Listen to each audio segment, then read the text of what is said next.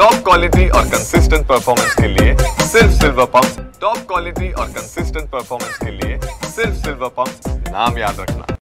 चिखली तालुक्यातल्या धोत्रा बनगोजी येथील शेतकरी गेल्या 6 दिवसापासून जिल्हाधिकारी कार्यालयासमोर आमरण उपोषणाला बसले। या शेतकऱ्यांची शेती सध्या पडीक आहे।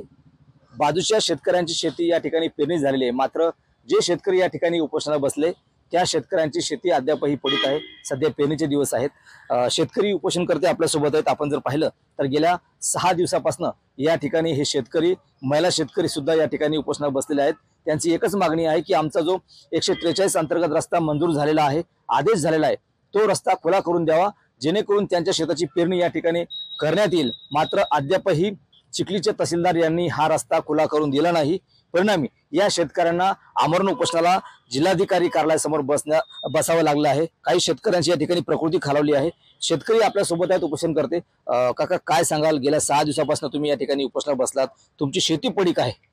आमची शेती पडीक आहे। 143 अंतर्गत आम्ही रस्ता मागितलेला आहे, तो मंजूरही झालेला आहे, पण अद्याप तो तहसीलदार तो खुला करून देत नाही। त्याच्या काय दडपण आहे ते आम्हालाही कळत नाही। आज आमचा 6वा दिवस आहे। आमच्या इथं महिला सुद्धा आमच्या सोबत आहे। 4 महिला आहे, 4 पुरुष आहे।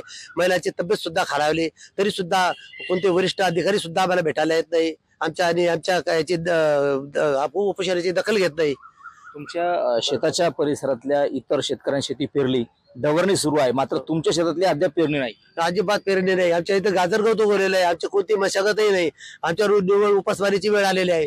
जर आमची यावर्षी शेती पिकली नाही तर आमच्या मुलाबाळाच्या शिक्षणाचा, आमच्या उदरनिर्वाहाचा अनेक प्रश्न आमच्या समोर निर्माण झालेलेच आहे। तुम्ही यापूर्वी तहसीलदारांना निवेदन दिलं, तक्रार दिली, जिल्हाधिकाऱ्यांना सुद्धा तुम्ही निवेदन दिलं, तुम्ही स्वतः भेटलात, तक्रार केली, अद्यापही त्यांनी भेट दिली का तुम्हाला? बिलकुल नाही, बिलकुल नाही। 3 वेळेस जिल्हाधिकारी साहेबांना सुद्धा आमचे 3 विनंती अर्ज आहेत आणि त्यांनी सुद्धा आम्हाला अजिबात भेट दिलेली नाही।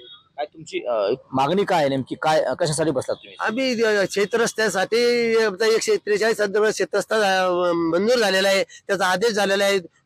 20/10/2024 रोजी आदेश झालेला आहे। आम्ही वारंवार तहसीलदाराला विनंती करतो आणि विनंती करत असताना त्यांनी 3 वेळेस आम्हाला नोटीस सुद्धा काढल्या, परंतु एकही वेळेस ते याच्यासाठी रस्ता खुला करण्यासाठी आले नाही।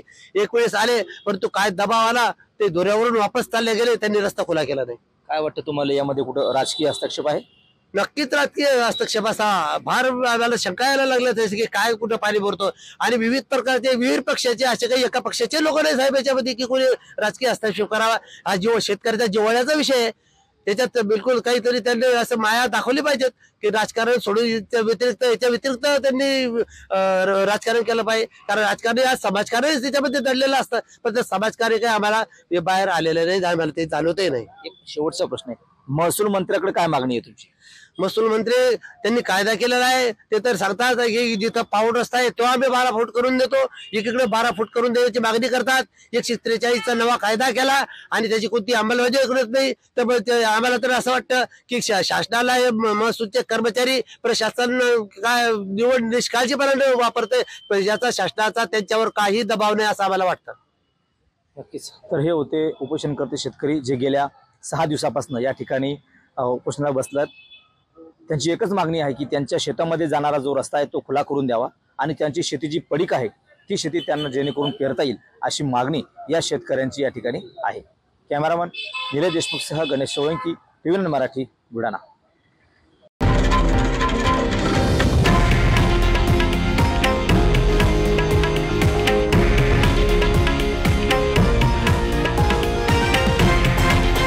हे आहे देशातील नंबर 1 न्यूज नेटवर्क आणि आपण पाहत आहात TV9 मराठी, एकमेव।